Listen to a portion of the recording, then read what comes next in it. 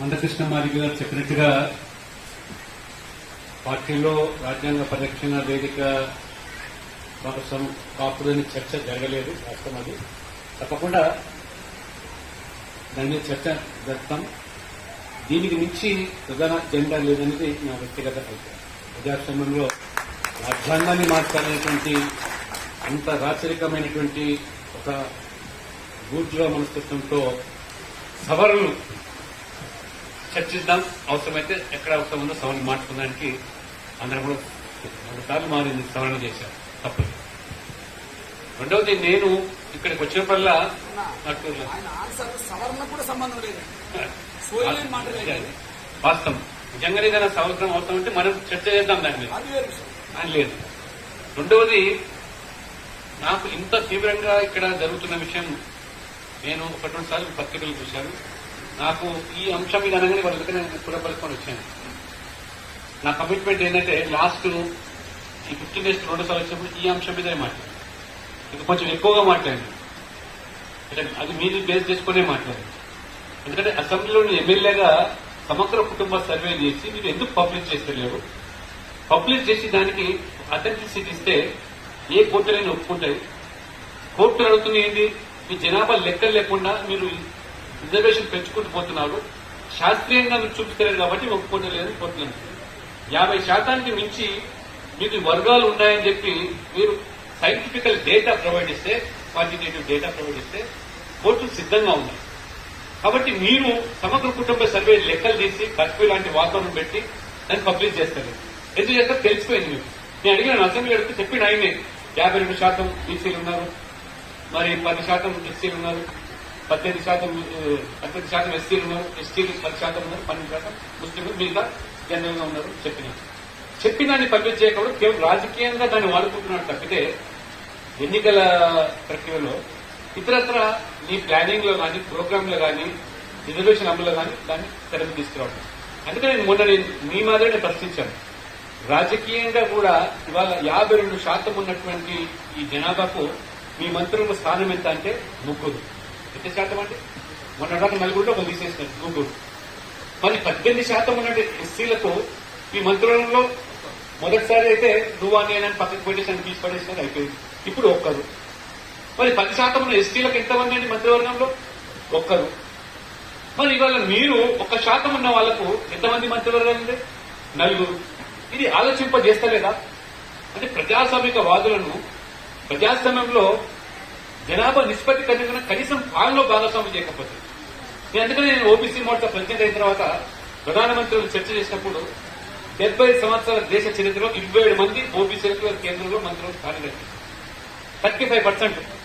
ఎస్సీలకు 12 మందికి మంత్రులు ఇచ్చాము. మేము 8 మందికి ఎస్టీలకు ఇచ్చాము, మైనార్టీలకు 5 మందికి ఇచ్చాము. మరి మీరు ఇది ఏ సామాజిక న్యాయం? ఇది ఈ తెలంగాణలో ఏ సామాజిక న్యాయం? ఏ రాజ్యాంగం మీకు ఈ సామాజిక న్యాయానికి ఇది దోహదపడుతుంది? కాబట్టి దీంట్లో ఖచ్చితంగా ఈ కోణంలో చర్చ జరగకుండా సేపు మనము ఆ ఎజెండాలో ట్రాప్ లో పడి ఆయన చుట్టూ తిరుగుతున్నాం. కాబట్టి ఇది బేసిక్ ఎజెండా సోషల్ జస్టిస్, రాజ్యాంగ మార్పు అనేదే మొదటికే మోసం తీసుకొచ్చే ప్రయత్నాలు జరుగుతున్నాయి. కాబట్టి సాధించుకున్న తెలంగాణలో మన ఉనికి లేని ప్రస్తావన భాగమైంది. కాబట్టి దీన్ని ఖచ్చితంగా ప్రశ్నించాలా, ఉద్యమించాలా, మన హక్కులు మనం సాధించుకోవాలి. తప్పకుండా ఇది వ్యక్తిగతంగా పూర్తిగా అండదండలు ఉంటాయి. పార్టీలో అటువంటి ఆలోచనలు లేవు. ఖచ్చితంగా ఉంటే ఆలోచనకి ప్రభావితం చేసే పాత్రను నేను కూడా పోషిస్తాను. రెండోది, నాకు కూడా అప్పటి అనుభవంతో మందకృష్ణ మాదిగ గారు కూడా దృష్టి తీసుకొస్తున్నాను. ఇది యాక్చువల్ గా 10% అనేది అగ్రవర్ణాల్లో పేదలకు అనేది నిర్వచనం కాదు. యాజ్ ఫర్ నా నాలెడ్జ్ ఇది ఎకనామికల్లీ వీకర్ సెక్షన్స్. అంటే పేదరికానికి కులం లేదు, మతం లేదు. ఏ కులమైనా, ఏ మతమైనా, ఏ వర్గమైనా పేదరికంలో ఉండే వాళ్ళకి అందరికీ 10% వర్తిస్తారు. ఎస్సీ, ఎస్టీ, బీసీ, మైనార్టీలు కూడా ఈ 10%లో వాళ్ళకు వాటా ఇవ్వడానికి అవకాశం ఉంది. కానీ కొన్ని రాష్ట్రాలు దాన్ని తప్పుగా అన్వయించి చంద్రబాబు నాయుడు గారు మొదటగా 10% వచ్చినప్పుడు ఆయన 10%లో 5% నేను కాపులకు ఇస్తా అని చెప్పి ఆయన వర్గీకరణ చేసుకున్నారు. మీకు చేసుకునే అవకాశం ఉంది. వాళ్ళు ఈ తెలంగాణలో కూడా మీరు ఈ 10%లో మీరు అగ్రవర్ణాలు ఉన్న పేదలకు 5% పరిమితం చేసి మిగతా 5% మిగతా అన్ని వాళ్ళకు 10% రిజర్వేషన్లు అమలు జరగాలి కదా మనం మాట్లాడుతున్నప్పుడు బ్రాహ్మణ వైశ్య కాదు. బ్రాహ్మణ వైశ్య కమ్మ నెలమ సంఘాలన్నీ రోడ్డు మీదకి వచ్చినాయి. అవును. 1-2 రోజులు ఇప్పుడు వాళ్ళకే అని చెప్పి కూడా తప్పది, వచ్చినాయి. అది తప్పది. ఇప్పుడు నేను చెప్పేది కూడా ఈడబ్ల్యూఎస్ అనేది అగ్రవర్ణాల నుండే పేదలకు మాత్రమే కాదు, మొత్తం కులంతోని మతంతోని సంబంధం లేకుండా అన్ని వర్గాలకు ఇది వర్తిస్తుంది. కాబట్టి ఓపెన్ కోటర్ లాంటిది మరి. ఎగ్జాక్ట్ అంటే ఇప్పుడు పేదరికం అనే దాన్ని మీ క్రైటీరియా.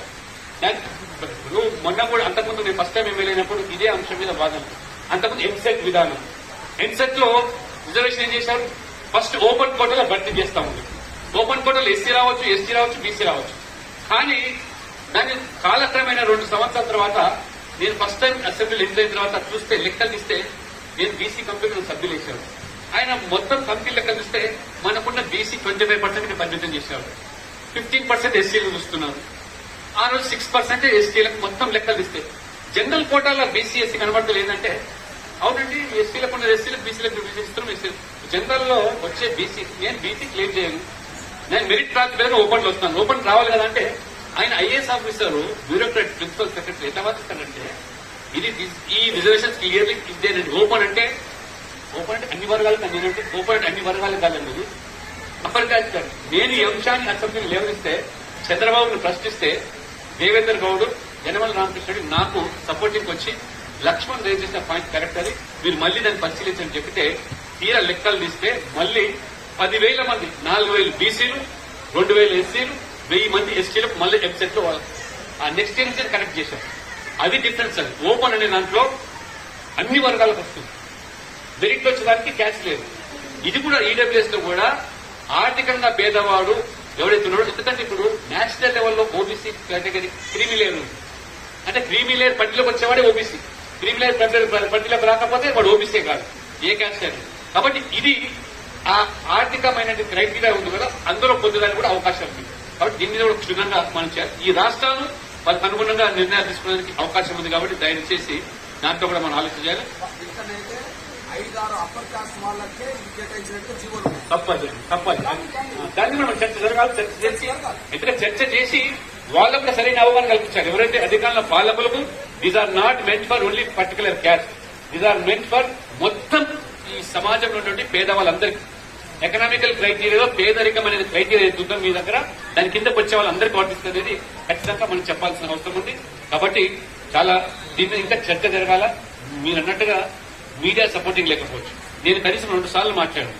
ఇంత పర్సెంటేజ్ ఇంత వాటి అనేది ఎంతవరకు న్యాయం, ఇది దీనికోసం మీరు రాజ్యాంగం మార్చాలనుకుంటున్నాం, ఉన్నది కూడా విడకడానికి అనే ప్రశ్న మనం లేవదిస్తున్నాం. బట్ మీడియా సపోర్ట్ రాకుండా ప్రజల సపోర్ట్ వస్తే తప్పకుండా ప్రజలే ప్రశ్నించే రోజులు వస్తాయి. తప్పకుండా మీరు తీసుకున్న నిర్ణయం ఈ రాజ్యాంగమైన మార్పులో తప్పకుండా మా వంతు సహకారము మాలాంటి వాళ్ళ డెఫినెట్ గా పాత్ర ఉంటుందని కూడా ఈ సందర్భంగా తెలియదు.